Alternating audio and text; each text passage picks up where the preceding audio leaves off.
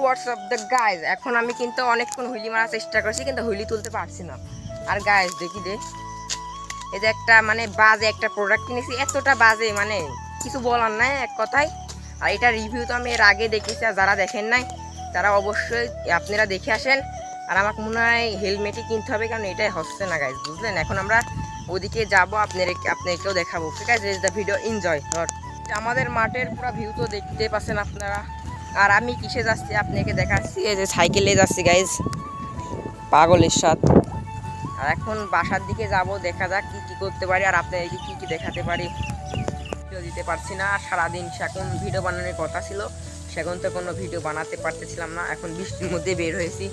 আর এই জায়গায় সামনে ছোট আছে, দেখা যাক আমরা কোন দিকে এখন যেতে পারি। দুইজনা ছোট চলে গেল ছোটর মতন, আর আমি যাচ্ছি সামনে। আর সামনে যায় আমাদের বন্ধুদের সাথে দেখা হয়ে গেল, এদের সাথে দেখা গেল। ভূতা মতো ছিল না, গাইজ দেখতেই পাচ্ছেন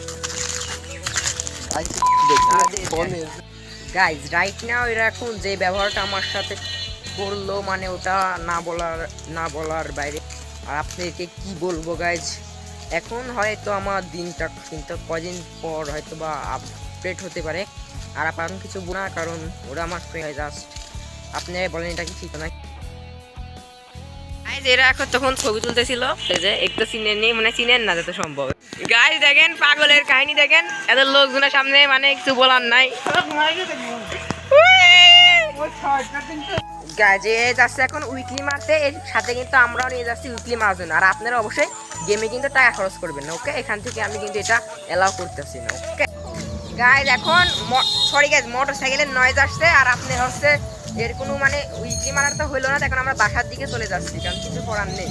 চলো গাইজ, আজকের ভিডিওটা এ পর্যন্ত কি রাখি, কারণ অনেক রাইড হয়ে গেছে আর অনেক নয়েজ আসছে। Bye bye.